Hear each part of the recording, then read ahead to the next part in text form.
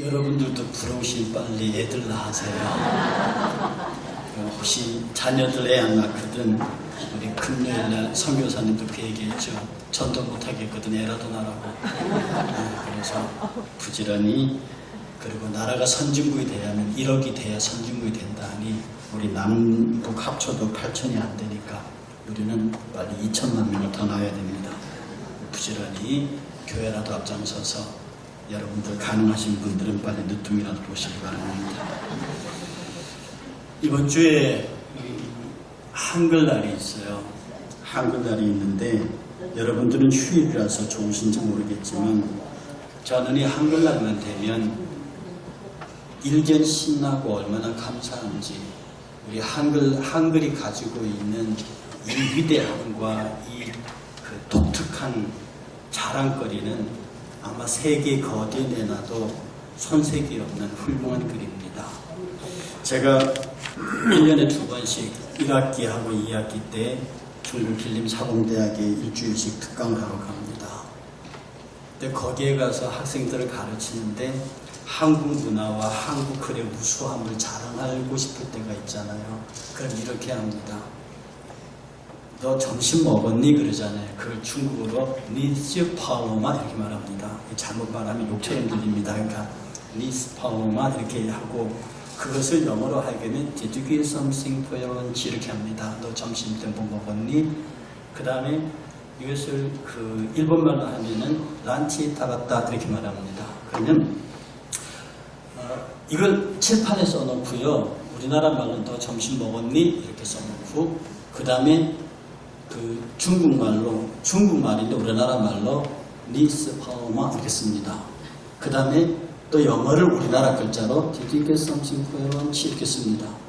그리고 밑에 일본말로 란치 타랬다 이렇게 씁니다. 한글로 다 써놓고 중국 애들 보고 읽으라 합니다. 거기는 이제 한국어를 할 줄 아는 애들이니까. 그럼 걔들이 그걸 다 읽으면 너 점심 먹었니? 니스 파오마. 그 다음에 Did you get something for your lunch? 그 다음에 란치 타랬다. 이게 전부 다 한글로 써졌는데 읽은데 성조나 액센트가 정확히 붙으면 그 말이 똑같이 자기 나라 말처럼 들린단 말입니다. 이게 뭐냐면 우리나라 말은 표현을 못할 말이 없고 드러내지 못할 감정이 없습니다. 그런데 우리가 영어로 그리스도라고 말하는 이 말이 헬라어에는 크리스토스라고 되어 있다. 크리스토스. 그런데 이 크리스토스를 영어에는 크라이스트라고 썼습니다. 크리스토스, 크라이토스. 크리스토스, 크리스도. 이게 뭐가 되는지 모르겠습니다. 근데 이걸 일본 사람은 기리시다라고 합니다. 기리시다. 중국 사람은 찌도. 우리 그리스도 신학대가 한국어 찌도 따서 그럽니다. 찌도가 기도. 그게 그리스도. 근데 우리는 크리스토스란 말을 그리스도라고 그대로 옮겨올 수 있는 이런 단어를 갖고 있습니다. 굉장히 우리나라가 표현력에 뛰어나고 그 다음에 정서를 표현하는데 굉장히 아주 예민하고 세밀하게 우리 글이 구조되어 있습니다. 여러분 그 노래죠. 나를 버리고 가시는 님은 심리도 못 가서 발병을. 이거 가라는 얘기입니까? 가지 말라는 얘기입니까? 더 가고 싶으면 가. 근데 가면 발 확 부러져. 그러니까 가지 말라 그 말이거든요. 그런데 그 가지 말라는 말을 나를 버리고 가긴 가는데 힘도 못 가서 발 확 부러져 버려라. 그러고 돌아와라. 이 간절한 마음을 차마 붙잡지는 못하고 그렇게 노래로 직설적으로 발 부러져라 이렇게 얘기했단 말입니다. 그런데 시인 김소월을 그렇게 안 했어요. 뭐라고 말하냐면 이렇게 말합니다. 나보기가 역겨워 가실 때에는 말없이 고이 보내드리우리다. 여러분 역겨워라는 말을 뭘 영하시는 분들 이 역겨워라는 말을 뭘로 번역하시나요? 저는 역겨워라는 단어를 번역해 보려고 여러 가지 단어를 찾아봐도 적절한 단어가 없습니다. 그러나 여러분들이 역겹다는 말을 너무 잘 알고 계세요. 우리 몸이 역겹다는 말을 이해하고 있거든요. 나보기가 역겨워 가실 때는 내가 고이 보내드릴게. 그런데 그냥 고이 보내드리는 방법이 뭐냐면 영변의 약산 진달래꽃 잔뜩 따다가 당신 가는 길에 다 뿌려줄게. 이게 영변의 약산이 뭐냐면 김소월이 고향 뒷동네거든요.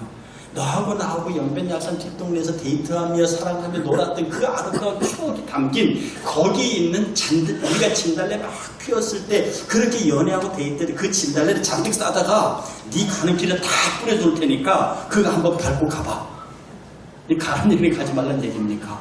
그것도 사뿐히 지려밟고 가래요. 사뿐히 이것도 버리기 곤란합니다. 뭐 어떤 데는 라이트를 소프트를 자리 그것도 안 맞아요. 그 지려밟는 건 더 어려워요. 어떻게 밟아요? 근데 여러분들은 지려밟는다는 걸 알아요. 이 어떻게 되게 지려밟. 그런데 이것을 절대로 영원한 불어로 못 옮깁니다. 사뿐히 지려밟고 가시옵소서. 나보기가 역겨워 가실 때는 죽어도 않은 눈물을 흘리우리다. 확 울어버리겠다는 얘기입니다. 이게 가지 말라는 얘기, 가지 말라는 가라는 얘기입니까? 가지 말라는 얘기예요. 앞에 아리랑은 확 발부러져 버리라는 얘기고 뒤에 이 김소월의 얘기는 네가 자신 있거든. 우리 사랑의 이야기가 담긴 진달래를 밟고 한번 가봐라. 그런데 이 반어법적인 표현이요. 이건 다른 나라 언어에서는 표현할래 할 수 없는. 그래서 이게 정말로 영화 불어로 제대로 번역됐다고 하면 우리 김소월 선생님은 더 선문학상 노벨 문학상 받았습니다. 근데 이게 이렇게 훌륭한 시임에도 불구하고 외국의 단어나 문법과 언어 책임 이걸 표현할 수가 없어요. 그만큼 우리 민족은요. 모든 말을 표현할 수 있는 소리끌인 동시에 한문 문화에 있어가지고 모든 뜻을 다 담아내는 뜻글자를 이해하고 있어서 모든 뜻을 이해하는 그것을 소리글자로 표현해내는 기가 막힌 가장 우수한 6시간이면 배울 수 있는 6시간 문자를 가지고 표현 못하는 소리가 없고 담아내지 못하는 뜻이 없으니 이게 세계적인 언어학자들도 이런 한글이 없다고 말하는 거죠. 그런데 말입니다. 이 한글은 세종대왕 창제 이래로 언문이라 그랬습니다. 저기 천한 사람들이나 쓰는 것이라 해서 여자들이나 배우고 저 쌍것들이나 배우고 얼마 전까지만 해도 우리나라 제법 공부 꽤나 한다는 사람은 한글 안 쓰고 다 한자 썼습니다. 지금도 한자로 쓰면 뭐 있어 보이는 것처럼 보이잖아요. 그러니까 이만큼 한글을 청천시하고 하는데 이 한글이 우리 한민족의 문자요 한민족의 글이라는 것을 확정 지은 것이 기독교입니다. 많은 사람들이 이 사실을 몰라요. 기독교 교회와 한글 학자들이 최초로 만들어낸 것이 성경입니다. 그리고 이 한글이 조선의 글이요 한민족의 문자라고 공식적으로 만든 것이 기독교입니다. 이에 관해서 소설가 이광수가 야소교가 조선에 준 은혜라는 글에서 1919년에 쓴 글에서 이렇게 말했습니다. 한글도 글이라는 생각을 조선인에게 준 것은 실로 야수교회회다. 귀중한 신구약과 성경 찬송가를 한글로 번역되며 이에 비로소 한글의 권위가 생기고 또 보급된 것이요. 또 조선 글과 조선 말이 진정한 의미의 고상 사상을 담는 그릇이 되면 성경의 번역이 시초일 것이요. 만일 후일에 조선 문학이 건설된다면 그 문학사의 제1면에는 신구약 번역이 될 것이다. 이게 김광수의 말입니다. 이광수의 말입니다. 요새 김광수가 헷갈려가지고 아직 일부에서는 김소라고 서정도 헷갈려가지고 누구한테 혼났습니다. 그래서 왜 이렇게 헷갈리는가 모르겠어요. 어쨌든 이래가지고 최초로 성경이 번역되고 찬송가가 번역되면서 기독교를 중심으로 한글이 민중의 진짜 우리의 글로 표현해가는 과정에서 1910년도 여러분이 잘 아는 주시경 선생님, 우리나라 초대 1대 한글학자죠. 이 주시경 선생이 1900년도에 아펜젤러 선교사에게 세례를 받고 정동교회 신가가 됩니다. 그리고 1910년에 성경 번역을 완성해요. 주시경 선생이. 그리고 같은 해 1910년에 한글 맞춤법을 최초로 공표합니다. 그러므로 그 한글 맞춤법에 맞추어진 최초의 번역이 우리가 가지고 있는 최초의 개혁성경입니다. 그러므로 대한민국에서 주시경 선생이 하나님이라는 단어를 확정해서 성경에서 집어넣었어요. 그 사이에는 하느님이냐 하나님이냐를 치고받다가 주시경 선생이 하느님은 절대로 아니라고 해서 하나님으로 굳어진 겁니다. 이렇게 우리의 한글이 정말 우리 민족의 글이 되게 하고 높고 낮은 모든 사람들이 다 이 한글을 쓰게 만든 것이 바로 성경 번역이었다고 하면 지금 저와 여러분들이 갖고 있는 이 성경이 얼마나 귀중한 것인지 모릅니다. 이 성경을 우리에게 보내준 사람들이 역대 선교사들입니다. 한번 화면 띄워주시겠어요?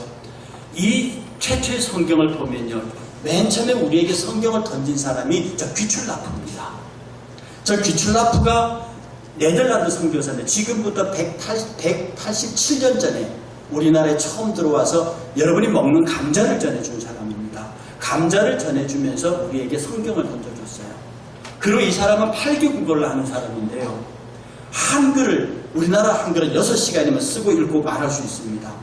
빠른 시간 내에 한글을 배워서 우리나라에게 주기도문을 번역해주고요. 그리고 우리나라 한글을 외국에다 소개한 최초의 선교사입니다. 이 귀출라프 이후에 그 다음에 서상윤이라는 한국인으로서는 제일 먼저 성경 번역에 이 사람은 예수 믿자마자 성경 번역에 동참한 한국 성경 번역체 1세대 목회자입니다. 그 다음에 구약을 번역한 사람이 알렉산더 피스라는 네덜란드 선교사예요. 이 사람이 우리나라의 구약 성경 지금적으로 시편 찰도로 되어 있잖아요. 시편차 지금 여러분이 시편입니다. 이렇게 해서 구약을 번역하고요. 그 다음에 신약을 번역한 사람이 존 로스라고 하는 이 신약 번역팀의 대표자입니다. 이 사람이 예수 성경 전서라고 하는 신약을 번역합니다. 이렇게 해서 이것이 그 본문의 내용이 잘 안 보이시죠? 본문의 내용이고, 그리고 그 당시에는 이런 작은 쪽복음들이 많았습니다. 마태복음, 지금 전 마태라고 되어 있죠. 마태복음입니다. 요한복음, 누가복음, 이런 쪽복음들이 많이 배포됐습니다. 이렇게 저렇게 해서 주시경 선생의 1990년도에 한글 성경 번역이 완료되면서 나중에 해방이 되고 그것이 다시 새로운 맞춤법에 정리돼서 몇 번 반복 끝에 지금 여러분의 손에 와 있는 것이 저 성경책입니다. 그러면 여러분들, 이 성경이 우리 손에 오기까지 얼마나 많은 귀중한 시간들을 보냈는지 우리는 깊이 생각해야 합니다. 모세가 오늘 본문 속에서 자기의 가르친 모든 율법을 기록하라고 그랬어요. 왜 기록이 왜 필요합니까? 이 말은요, 시간이 지나면 변해요. 정말 우습게 말로 저기 둘이 걸어가는 거 봤습니다. 이게 몇 번 말 거지 이쪽 끝에 오면 둘이 같이 산다 이렇게 말이 바뀌는 거거든요. 말은 변하고 말이 보태지면 여러 사람이 이해할 수 없는 내 이상한 내용으로 바뀌어갑니다. 그래서 성경 기록이 필요한 거예요. 하나님께서는 예수님께서 당신의 모든 일들을 다 기록하면 이 세상에 둘 데가 없다고 그랬어요. 하늘과 땅에 이 세상에 둘 데가 없을 만큼 많은 일을 하셨는데 그 중에도 기록한 성경 이 66권을 우리에게 주셨습니다. 그런데 여러분, 이 성경에 관해서 이해할 수 없는 세 가지 사건이 있습니다. 불가사의. 그 첫 번째 불가사의가 뭐냐면 법궤가 없어진 겁니다. 이스라엘 사람들에게서 법궤는 그들의 생명입니다. AD 70년에 로마 디도장군이 예루살렘에 쳐들어와서 그야말로 돌 위에 돌 하나를 안 남길 정도로 완전히 성전을 박살을 냈거든요. 그러면 이스라엘 사람들은 맨 먼저 이 법궤를 치웠을 거예요. 어디를 감추었을 거라고요. 그 법궤 감출 시간은 있단 말입니다. 그런데 그 법궤가 흔적도 없어요. 한때 독일군이 법궤를 찾는 영화도 있었잖아요. 지금도 어디 가도 법궤가 없습니다. 그러나 단언컨대 법궤는 예수님 오실 때까지 발견되지 않습니다. 왜냐하면 유대인들이 왜 피제사를 못 지내는데요? 저 사람들이 얼마나 피제사를 지내고 싶겠습니까? 동물과 짐승을 잡아드리는 제사를 그렇게 드리고 싶은데 못하는 것은 법궤가 없기 때문입니다. 하나님은 법궤를 없애시고 대신 우리에게 이 말씀을 주신 거예요. 단언컨대 법궤는 발견되지 않습니다. 그것은 하나님께서 깊이 감추셨든지 아니면 없애셨을 겁니다. 두 번째 기적이 뭐냐면 이 성경 66권 3927, 3999단입니다. 39권이 구약이고 27이 신약인데 이 3927, 66권의 성경이 주제가 똑같습니다. 여러분 생각에 성경이니까 다 주제가 똑같지 이렇게 말씀하시겠지만 이 성경이 기록된 연대가 1600년 동안 기록됐습니다. 여러분, 예수님이 활동하던 그 시대, 예수님이 예루살렘에 돌아다니면서 말씀을 전하던 그 시대가 지금으로부터 2000년 전입니다. 우리나라 역사로 2000년 전이면 박혁거세가 아래서 나오던 시절이에요. 그야말로 신화와 신비로 설명될 수 있는 그때 예수께서 예루살렘에 행하신 그 모든 일들과 창세기로부터 요한계시록 전체가 다 기록돼서 완성되는 시간이 1600년이 걸렸습니다. 그리고 기록된 장소가 한 곳에서 기록되지 않습니다. 어떤 책은 예루살렘에서, 어떤 책은 이방 땅 바벨론에서, 어떤 책은 메소포타미아에서 온 지방에 흩어져서 그야말로 동질성을 찾아볼 수 없는 장소에서 1600년 동안 저자가 많게는 40명, 적게는 30명, 약 30-40명의 저자가, 근데 그 저자의 수준이 어떤 사람은 학사라 이름 불리는 학사, 에스라, 네미야 이런 사람들, 베드로는 그냥 어부입니다. 바울은 로마의 시민권자요, 율법의 박사요, 헬라 철학에 능한 사람이요, 이런 사람, 이런 고도의 학문을 가진 사람, 이런 사람이 저자이기도 하고 베드로이기도 하고 바한의 헤프티 유대인은 디모데이기, 이런 사람들이 성경을 기록했어요.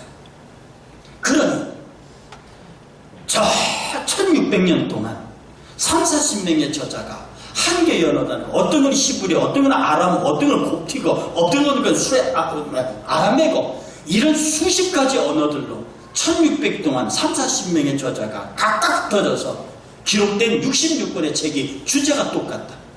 그 내용이 일치한다. 하나도 그 내용에서 벗어나는 것이 없다. 세계에 이런 문학은 없고 이런 책은 없습니다. 그래서 많은 사람들이 이 성경은 결국 66권이 그렇게 오랜 기간 동안 많은 학자들은 많은 사람들에 의해서 기록된 책이 주제가 똑같고 내용이 일치한다는 것은 무엇을 말합니까? 저자가 한 사람이라는 거죠. 한 분 하나님이 기록하는 자들을 영감하셔서 그 내용을 기록하셨기 때문에 이 책의 저자는, 원래 저자는 하나님이라는 뜻입니다. 그 다음에 또 하나의 기적이 뭐냐 하면, 그렇게 1600년 동안 수많은 사람들이 기록한 성경에 원본 파피루스가 한 장도 없어요. 아니, 한 장 고사 쪽지 하나가 없어요. 쪼가리 하나가 없습니다. 이 책이 하나님의 말씀이에요. 이 말씀이 기록된 그 오랜 세월 동안 얼마나 목숨 걸고 이 사람들이 보존했을 텐데 원본은 단 한 조각도 없습니다. 그럼 이 원본은 왜 없었어요? 이건 하나님이 의도적으로 없앴습니다. 만약에 말입니다, 제가 지금 이 구약 성경 중에 한쪽이라도 제가 갖고 있죠. 진본을 갖고 있잖아요. 원본을. 내가 단 한쪽이라도 원본을 갖고 있다는 소문이 오늘 딱 나는 순간에 바로 내일 이스라엘 특공대가 저한테 옵니다. 저를 죽이고 그걸 뺏어갈 거예요. 로마 바티칸에서 자객이 올 겁니다. 이걸 가져가야 돼요. 동시에 마음의 교회에서도 목숨을 걸고 이것을 가져갈 겁니다. 만약에 이것이 예루살렘에 있잖아요. 제4차부터 중동전쟁이 일어납니다. 왜냐하면 성경 원본이잖아요. 말씀 자체가 하나님의 말씀인데 그것을 기록한 원본이 있다? 이것은 종교와 관계 있는 제 기관과 나라에서 모든 걸 걸어놓고 이것을 차지하려 할 겁니다. 사람을 살리기 위해서 준 말씀이 사람을 죽이고 전쟁을 하게 하는 우상이 된다. 하나님께서는 그것을 없앴습니다. 지금까지 그렇게 많은 성서 고고학자들이 성경의 원본을 그렇게 찾아 헤매서도 지금까지 단 한 번의 원본을 발견하지 못했습니다. 그런데 너무너무 사본이 많아요. 이 사본, 여기 성경에 나온 서기관들 아시죠? 이 서기관들은 성경을 베껴 쓰는 사람들입니다. 그 당시 인쇄술이 없기 때문에 하나하나를 베껴 쓰는데 파피루스, 그 이스라엘에 나는 갈대로 만든 파피루스 혹은 양 파피루스인데요. 그 파피루스에 이 성경을 베껴 쓰는데 그 긴 파피루스에 3개 이상의 오탈자가 생기면 그 파피루스는 버렸습니다. 그렇게 만든 게 사해사본, 그렇게 만든 게 마소라 사본, 바티칸 사본, 알렉산드리아 사본, 에스프리 사본, 제스터 사본, 베자 사본, 이런 것들이 대표적인 9개 사본을 만든, 그 외에도 막 모스코바 사본의 사본들이 굉장히 많습니다. 베껴 쓴 것들이요. 그래서 하나님께서는 원본은 다 없애버리고 사본을 많이 만들어 주셔서 AD 10세기경에 성경학자들이 그 사본들을 다 모아서 사본끼리 대조하고 사본끼리 맞추고 해서 이제 정리하고 그래서 만든 게 이 66권입니다. 이 성경책이 원본에서 나온 게 아니라 그렇게 수없이 많은 사본들을 다 모아서 사본끼리 대조하고 사본끼리 비교하고 해서 만들고 다듬어서 그 최고의 권위 성경학자들이 언어학자들이 맞춰내서 회복해낸 것이 이 원본입니다. 이 성경입니다. 이 성경이 처음에는 아람어로 있다가 히브리어로 있다가 점점 오면서 나중에는 천주교가 되면서 라틴어로 번역돼서 라틴어 번역 외에는 다른 번역을 갖지 못하게 만들었습니다. 그래서 이 성경이 저와 여러분들에게서 생명을 걸 수 있는 하나님의 말씀으로 우리 앞에 와 있고 이 말씀이 성경의 형태로 우리에게 한글로 지금 여러분이 지금 한글로 성경을 읽을 수 있다고 하는 게 얼마나 귀한지 모릅니다. 로마 캐톨릭은요 평신도들에게는 성경을 주지 않았습니다. 로마 캐톨릭의 성도들이 성경을 손에 잡은 역사는 몇 년 안 됩니다.